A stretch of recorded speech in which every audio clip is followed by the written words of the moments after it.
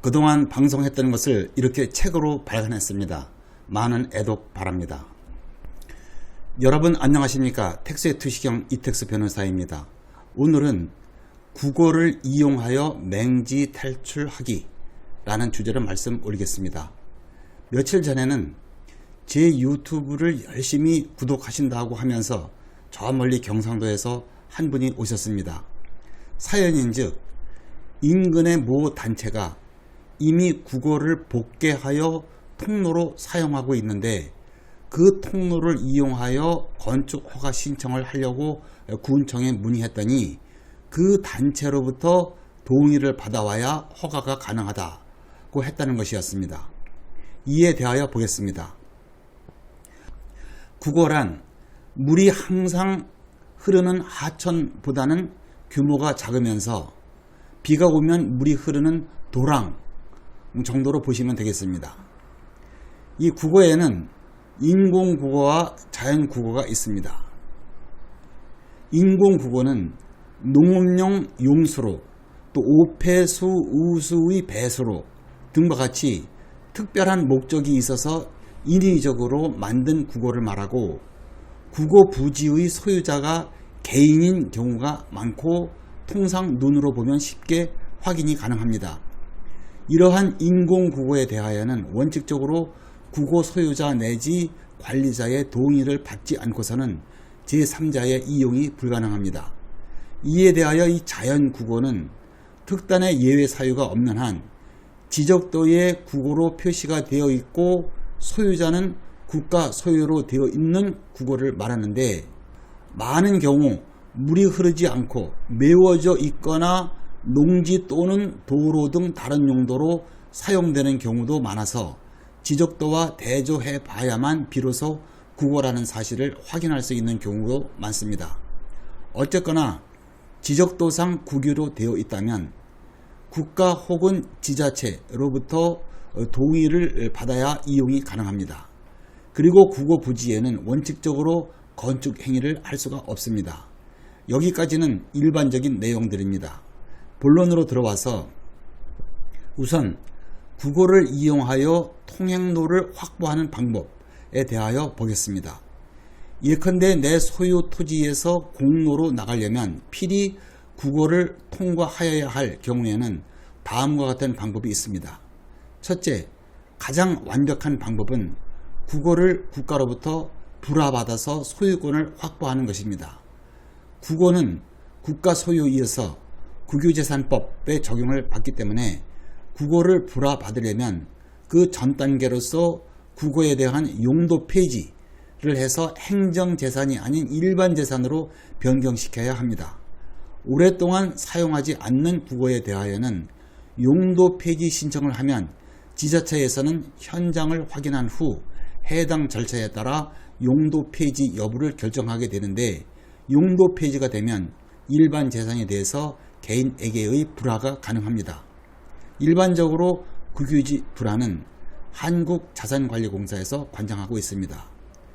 둘째, 국어 점령 허가를 받는 방법입니다. 국어 점령 허가는 자연재해 예방이라는 측면에서 실무상 허가를 받기가 까다로운 편입니다. 어찌되었든 도로와 해당 토지 사이에 국어가 있어서 도로에 접하지 못한 경우에는 이 국어 점령 허가를 받아서 교량을 설치하거나 복개 공사를 하여 도로를 만들어서 맹지로부터 탈출할 수가 있습니다. 그러나 국어의 점령 허가는 신청한다고 모두 되는 게 아니어서 토지를 구입하기 전에 반드시 해당 관청 담당 부서에 미리 문의를 해서 확인을 해야 합니다.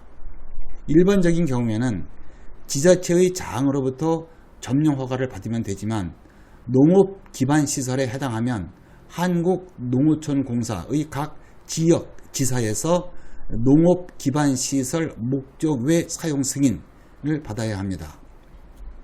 다음으로 건축 허가를 받는 방법입니다.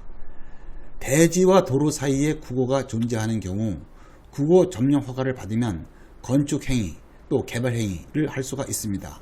참고로 알아두셔야 할 사항은 시골에 있는 토지를 매수할 경우에는 국어가 접해 있는지 반드시 미리 살펴봐야 합니다. 왜냐하면 만약 토지에 국어가 접해 있지 않으면 정화조에서 걸러져 나온 오폐수를 어떻게 폐수 처리를 해야 할지 확인을 해야 하고, 이 부분이 해결이 안 되면 건축 허가를 받지 못할 수도 있기 때문입니다.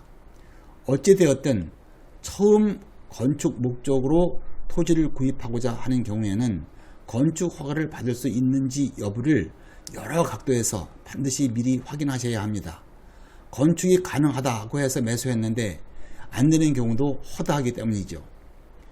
통상 국어 점용 허가를 받을 때는 애초부터 건축 허가를 받을 목적으로 받는 경우가 많죠. 그런데 이 저를 찾아오신 분의 경우에는 이미 누군가에 의해 복개 공사를 마친 후 통행로로 이용되고 있는데, 군청 건축과에서는 이를 이용하는 주체로부터 동의를 받아와야 허가가 가능하다는 것입니다. 이에 대하여 보겠습니다. 건축법 제44조에 의하면 해당 건축물의 출입에 지장이 없다고 인정되는 경우에는 건축물의 대지가 도로에 접한다고 보고 있습니다. 이분의 경우에는 이 경우에 해당하여 건축 허가가 가능합니다. 한편 이 대법원 99두 2123 판결은 이렇습니다. 해당 부분만 인용하자면 해당 토지가 도로에 직접 접속되어 있지 아니하고 국어 등을 사이에 두고 있는 경우라도 그 국어 등의 원래 용도를 해하지 않는 범위 내에서 복개시설 등을 설치하여 도로로 통행할 수 있게 하였다면, 그러한 복개시설 등의 설치가 그 구조와 형태 등에 비추어서 일시적 잠정적 이라는 등의 특별한 사정이 나타나 있지 않는 한 그 해당 토지는 도로로의 통행 등의 면에서 직접 도로에 접속하고 있는 경우와 다를 바 없고, 이렇게 판시한 바도 있습니다. 그리고 실무상 일반적으로 복개된 하천이나 복개된 국어 부지의 경우 모든 지자체가 건축법상 도로로 인정하고 있고, 복개되지 않고 있더라도 현재 현황 도로로 사용되어 불특정 다수인이 통행하고 있는 경우에는 건축법 도로로 인정하고 있습니다. 이 말은 복개된 하천이나 국어의 경우 또는 복개되지 않고 현황 도로로 이용되고 있는 경우에는 그 통행로는 특정 개인이 독점적 배타적으로 혼자서만 사용할 수가 없다는 말입니다. 즉 누구나 통행이 가능하고 이를 이용하여 건축 행위를 할 수 있다는 이야기입니다. 이러한 상황에서 건축가에서 다른 사유라면 몰라도 단순히 통행하거나 건축 행위를 하려는데 다른 국어 이용자의 동의가 없기 때문에 허가를 반려한다는 것은 타당하지 않다고 사려야 됩니다. 끝까지 허가를 거부한다면 행정소송을 할 수밖에 없어 보입니다. 끝까지 시청해 주셔서 감사드립니다.